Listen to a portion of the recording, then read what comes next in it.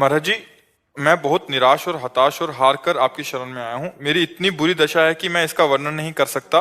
मेरे मन ने मेरा जीना हराम कर रखा है। सब कुछ जानते हुए भी मैं गंदी क्रिया, गंदे दृश्य देखना छोड़ नहीं पा रहा। मेरी जो दुर्गति हो रही है वो मैं ही जानता हूँ।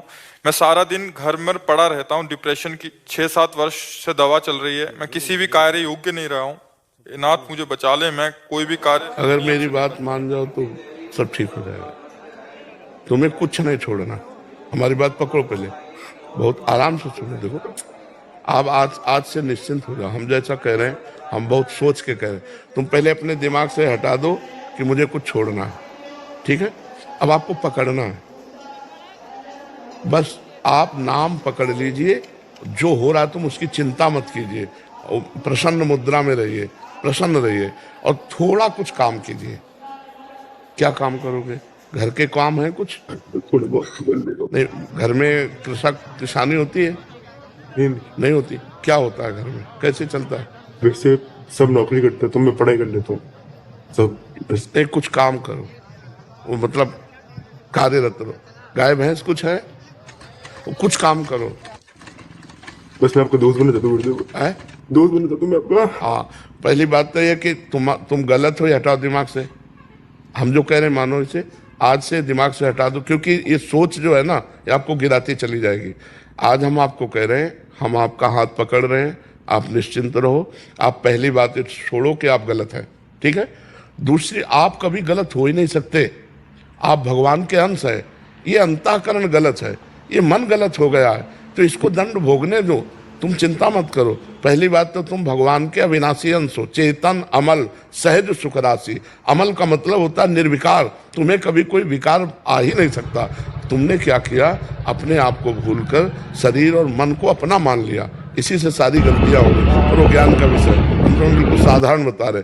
पहली बात तो तुम सोचो मत कि हम विकारी हैं। जैसा सोचोगे वैसा बन जाओगे। देखो, पहुंच गए ना डिप्रेशन में, और आज से उठना शुरू हो जाएगा।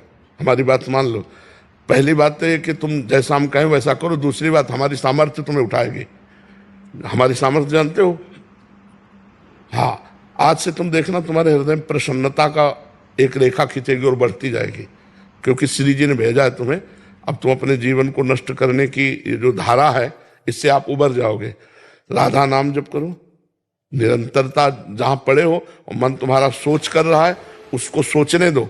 तुम बार बार राधा राधा राधा, जो गलती हो रही होने दो। तुम बिल्कुल निश्चिंत हो जाओ। एक दिन वो बल आएगा कि सब छूट जाएगा। बहुत जल्दी वो समय आएगा, क्योंकि आपका प्रयास और श्री जी का बल ये आपको उठाएगा। आप इससे उठो, बिल्कुल निश्चिंत रहो। तुम कोई भी गलती का टेंशन मत लो। पहले टेंशन मुक्त हो, फिर प्रसन्नता तुम्हारी गलती पर चढ़ बैठेगी और गलती कभी नहीं होने लगेगी। धीरे धीरे ठीक हो जाओगे। एक गलती पर केवल असर करो, अपने दिमाग में लाओ कि तुम्हें ब्रह्मचर्य नहीं खंडित करना। अगर वो रहेगा तो दिमागी स्तर हम तुम्हारा सुधार पाएंगे। गुरुदेव में हमेशा दिन गिनते रहता हूँ, मतलब बस आज नहीं किया, कल नहीं किया, पता नहीं मेरी स्थिति खराब है। छोड़ो, बस एक चीज केवल करना, हस्त क्रिया मत करना। बस एक चीज पकड़ लो तुम, हस्त क्रिया मत करो। वादा हमसे करो, पक्का कर दी गुरुदेव। तो बस ठीक है। और राधा नाम जपो। और आज से हम तुम्हारा वादा करते हैं, तुम किसी भी तरह की चिंता मत करो। ये हम मतलब बिल्कुल हृदय से कह रहा हूं। तुम बिल्कुल चिंता मत करो। आज से देखोगे आप, महीना भर बाद फिर आना आप हमसे मिलना के दोस्त भाव से। हम कोई बल ऐसे बिल्कुल ऐसे समझो जैसे तुम तैसे हम, जैसे हम वैसे तुम, बिल्कुल अंतर नहीं। बस निश्चिंत हो जाए, निश्चिंत हो जाए। नहीं, ऐसा नहीं, नहीं नहीं, बिल्कुल हम तुम दोस्त हैं, कोई पापी नहीं। देखो, गंगा जी के पास जब जाया जाता है और गंगा स्नान किया जाता है, तो अपने को लगता है ना कि मैं पाप रहित हो रहा हूं, क्योंकि गंगा स्नान कर रहा हूं। तो गंगा जी ने भगीरथ से पूछा कि जब बहुत से पापी हमारा स्पर्श करेंगे तो मैं मलिन हो जाऊंगी, तो मेरे पाप कैसे नष्ट होंगे? तो उन्होंने कहा, साधवा समदर्शिना। जो प्रशांत मन साधु भगवान के चिंतन में लगे, वो जब चरण रखेंगे तो गंगा निष्पाप हो जाएंगी। और तुम धाम में बैठे हो और साधु संग कह रहे हो, अब पापी नहीं हो। यदि पापी होते तो मेरे सामने ना आते। जो पे दुष्ट हृदय सोई होई, मोरे सन्मुख आव की सोई। पापवंत कर सहज स्वभाव भजन मोर। अभी तुम्हारे ऊपर भगवान की विशेष कृपा है, तुम आज से डिप्रेशन रहित मान लो। अब मत मानना कि तुम डिप्रेशन में हो, तुमसे जो गलती हो उसको होने दो, बस रोक लो, हस्त क्रिया मत करना। हस्त क्रिया में तो समझ गए ना, हस्त मैथुन मत करना, और नाम जप करो। और जो हो रहा है तुम बिल्कुल ऐसे समझो कि बाबा ने पूरा ठेका ले लिया, अब हमको कोई चिंता नहीं। आज से तुम देखना आपका परिवर्तन होगा।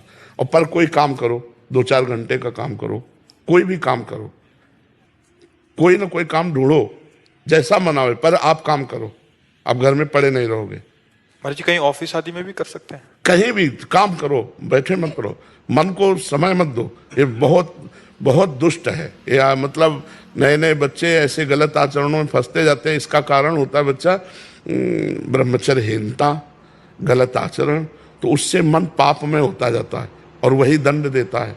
और अगर हम देखो भजन करें, भगवान के कहे के अनुसार चले, तो यही मन प्रसन्न हो जाता है, यही मन आनंद देता है। ये इतना बच्चा गलत है मन कि अगर ज्यादा गलती में आ जाए तो तुमको सिखाने लगेगा कि ये सिखाने लगे कि कब तक झेलोगे।